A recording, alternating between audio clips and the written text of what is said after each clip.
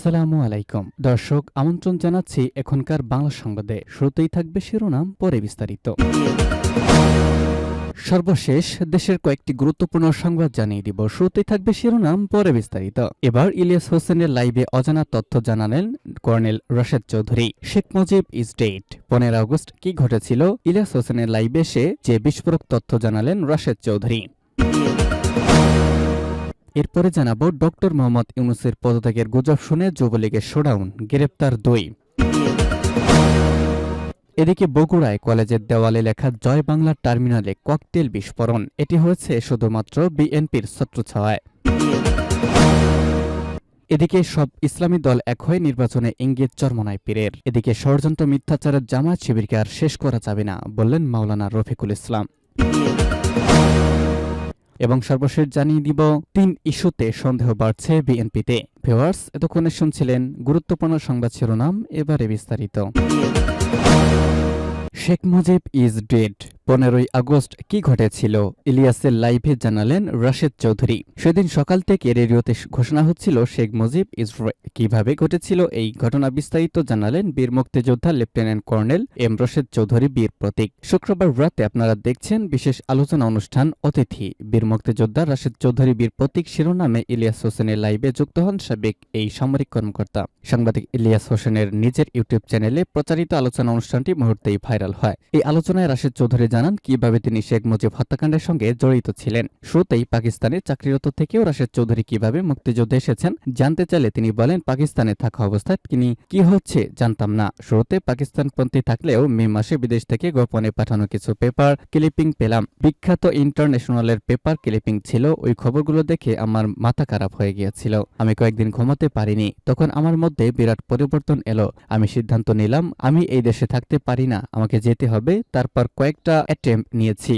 মনে হচ্ছিল আমি একটা প্লেন দিয়ে চলে যেতে পারি, শিয়ালকোট দিয়েও যার চিন্তা করি। নানাভাবে চেষ্টার পর একদিন জিপ চালিয়ে বর্ডার ক্রস করে ভারতে চলে আসতে সক্ষম হয়। জিয়াউর রহমানকে যুদ্ধের সময় দেখছেন কিনা ইলিয়াসের প্রশ্নের উত্তরে রাশেদ চৌধুরী বলেন, জিয়াউর রহমানকে আমি যুদ্ধের সময় দেখেছি। আমি জিয়াউর রহমানের ফোর্সে ছিলাম। কেউ যদি বলে যে উনি যুদ্ধ করেননি, উনি পাকিস্তানের পক্ষে ছিলেন, পাগল ছাড়া এগুলো কেউ বিশ্বাস করবে না। 15 আগস্ট কেন ঘটালেন জানতে চাইলে সাবেক এই সামরিক কর্মকর্তা বলেন, যারা যুদ্ধ করেছে তাদের দেশে নিয়ে আশা আকাঙ্ক্ষা অনেক। একজন ইয়াং অফিসার হিসেবে আমার মনের মধ্যেও ওরকম ছিল। কিন্তু যুদ্ধের পরবর্তী পর্যায়ে অবস্থা পরিস্থিতি দেখে আমরা অনেক হতাশ হয়ে গেছি। পলিটিক্যাল গভর্নমেন্ট যেভাবে চালাচ্ছে মনে হয় দেশের মধ্যে লুটতরাজ অন্যরকম পরিস্থিতি হয়ে গেছে। 72, 73, 74 এবং 1975 পরিস্থিতি কি হয়েছিল সেটা বলার অপেক্ষা রাখে না। যেটা ছিল মেন মেড দুর্ভিক্ষ, এর থেকে কি পরিস্থিতি হয়েছিল আমরাও সেটাও দেখেছি। ডক্টর ইউনূসের পদত্যাগের গুজব শুনে যুবলীগের শোডাউন, গ্রেপ্তার 2। সামাজিক যোগাযোগ মাধ্যম ফেসবুকে প্রধান উপদেষ্টা ডক্টর মোহাম্মদ ইউনূসের পদত্যাগের গুজব শুনে নোয়াখালীর চাটখিলে যুবলীগের নেতাকর্মীরা শোডাউন করেছিলেন। এই ঘটনায় দুজনকে গ্রেপ্তার করেছে পুলিশ। শুক্রবার তথা গতকাল 24 জানুয়ারি রাত 8টার দিকে উপজেলার মোহাম্মদপুর ইউনিয়নের বানসাবাজার থেকে তাদের গ্রেপ্তার করা হয়। আজ শনিবার তাদের নোয়াখালী চিফ জুডিশিয়াল ম্যাজিস্ট্রেট আদালতে সোপর্দ করা হয়েছে। গ্রেপ্তারকৃতরা হলেন উপজেলার মোহাম্মদপুর ইউনিয়নের বানসা গ্রামের জমাদার বাড়ির মৃত রুহুল আমিনের ছেলে ইব্রাহিম খলিল ওরফে রাসেল এবং একই গ্রামের ইসমাইল ব্যাপারী বাড়ির মৃত আব্দুল মালিকের ছেলে গোলাম কিবরিয়া ওরফে লিটন। পুলিশ ও স্থানীয়রা জানায়, ফেসবুকে প্রধান উপদেষ্টা ডক্টর মোহাম্মদ ইউনূসের পদত্যাগের গুজব শুনে গতকাল সন্ধ্যার দিকে উপজেলার মোহাম্মদপুর ইউনিয়নের বানসা বাজারে শোডাউন করে যুবলীগের একদল নেতাকর্মী।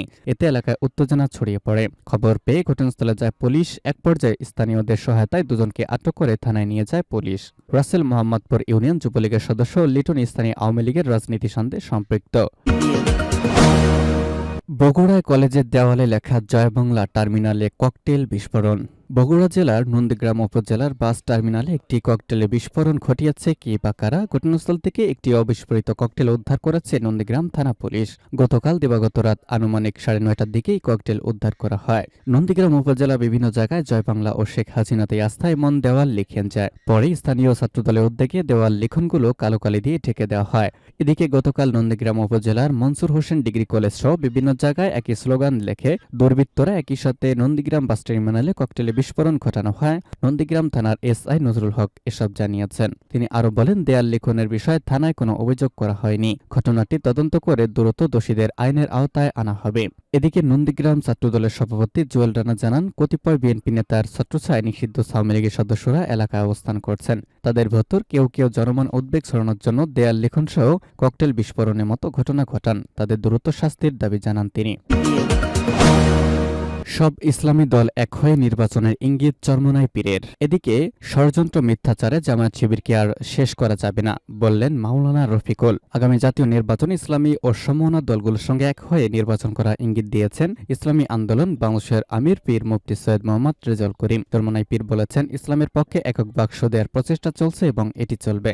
এদিকে কোনো ষড়যন্ত্র মিথ্যাচার করে জামায়াত ও ছাত্র শিবিরকে আর শেষ করা যাবে না বলে মন্তব্য করেছেন জামায়াতে ইসলামের কেন্দ্রীয় সহকারী সেক্রেটারি জেনারেল মাওলানা রফিকুল ইসলাম খান। তিনি বলেছেন, আমি বাস্তবতা থেকে দেখেছি জামায়াত ও ছাত্র শিবিরের সঙ্গে যারাই লাগতে এসেছে ইতিহাসের চরম অস্তা করে তারাই নিক্ষিপ্ত হয়েছে। অনেকে জামায়াত ও ছাত্র শিবিরের সঙ্গে বিরোধিতা করতে গিয়ে চরম পরিণতির শিকার হতে দেখেছি। এবং সর্বশেষ জানিয়ে দিব, 3 ইস্যুতে সন্দেহ বাড়ছে বিএনপিতে। নির্বাচন প্রলম্বিত করার চেষ্টা দেখছেন, সরকারের আনুকূল্যে দল হলো আপত্তি, নির্বাচনে স্পষ্ট রোডম্যাপ না দিলে কর্মসূচির চিন্তা, অপ্রয়োজনীয় সংস্কার প্রস্তাব, গণঅভ্যুত্থানের ঘোষণাপত্র, নতুন দল গঠন, এই 3 ইস্যুতে সন্দেহ বাড়ছে বিএনপিতে। সম্প্রতি সরকারের নিরপেক্ষতা নিয়ে বিএনপি মহাসচিব মির্জা ফখরুল ইসলাম আলমগীরের বক্তব্য এবং সরকারের এক উপদেষ্টার পাল্টা বক্তব্যকে কেন্দ্র করে রাজনীতিতে উত্তাপ ছড়িয়েছে। বিএনপি মহাসচিবের বক্তব্যের পেছনেও 3টি ইস্যুর প্রভাব রয়েছে বলে মনে করছেন নেতারা। দলটির ভাষ্য, যে কোনো নতুন দল এলে নেতারা স্বাগত জানাবেন, কিন্তু সরকারের আনুকূল্যে কোনো দল গঠন হলে তাতে আপত্তি থাকবে। বিএনপি শুরু থেকেই সরকারকে সমর্থন সহযোগিতা করে আসছে বলে ভণ্ডামি করেছে নেতারা। তারা কখনোই বলেনি সংস্কার চায় না, কিন্তু তারা এটি মনে মনে রেখেছে। বিএনপি বলেছে, প্রয়োজনীয় সংস্কার শেষে নির্বাচন, যা এখন সব রাজনৈতিক দলও চাইছে। এটি স্পষ্ট যে বিএনপি পুরোপুরি মুনাফিকি করেছে।